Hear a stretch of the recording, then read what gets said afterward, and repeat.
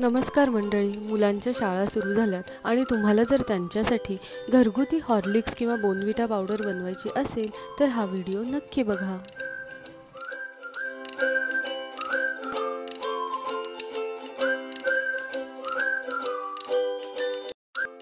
यासाठी आपल्याला लागणार आहे खारीक, मखाणे, काजू, ओट्स, बदाम, कोको पावडर आणि वेलची पावडर। सर्वप्रथम खारक्याच्या बिया काढून खारीक छान भाजून घ्यायची आहे। तुमच्याकडे जर रेडीमेड खारीक पावडर असेल तर तुम्ही तीही वापरू शकता।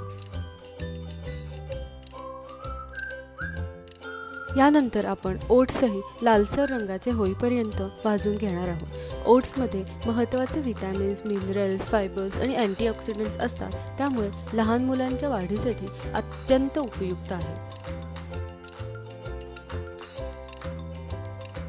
ओट्स नंतर आपण मखाणे देखील कुरकुरीत होईपर्यंत भाजून घेणार आहोत। मखाण्यांमध्ये कॅल्शियमचे खूप जास्त प्रमाण असल्यामुळे आपण या पावडरमध्ये मखाण्यांचा देखील वापर करत आहोत।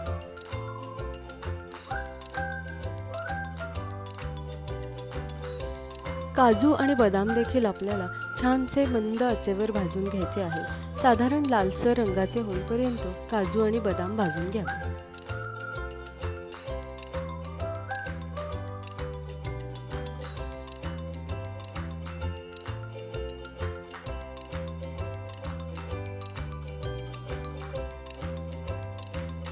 भाजलेले पदार्थ थंड झाले की मिक्सरच्या भांड्यामध्ये एकत्र करून याची छानशी पावडर तयार करून घ्यायची आहे।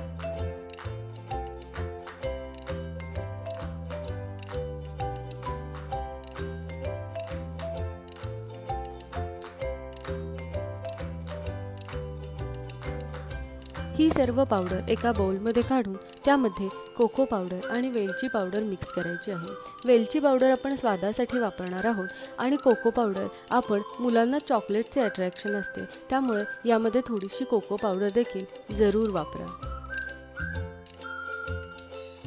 सर्व छान एकत्र करायचे आहे आणि व्हिडिओमध्ये दाखवल्याप्रमाणे सर्व छान चाळूनही घ्यायचे आहे, म्हणजे आपल्याला फाईन पावडर मिळेल।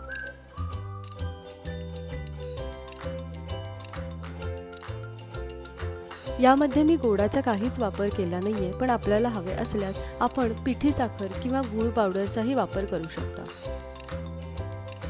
यानंतर ही पावडर आपण एका काचेच्या स्वच्छ बरणीत भरून ठेवा की आपली होममेड हॉर्लिक्स किंवा बोर्नव्हिटा पावडर तयार।